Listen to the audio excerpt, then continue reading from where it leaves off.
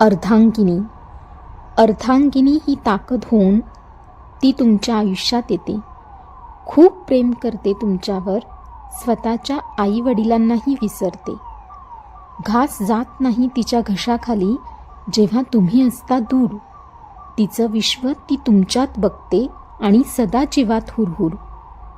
हळूहळू नवलाईचे दिवस लागतात सरू आणि तुम्ही फारच प्रॅक्टिकल आहात, तिला लागते कळू. जग ती तुमच्या डोळ्यांनी बघू लागते, कारण माझ्या मिस्टरांना माझ्यापेक्षा जास्त कळते असं तिला वाटत असते.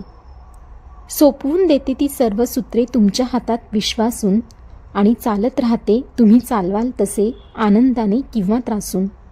या वाटचालीतलं प्रेम त्याला कधी दिसत नाही आणि त्याच्या पद्धतीने चालणाऱ्या तिला ऐकून घ्यावं लागतं की तुला काही कळत नाही.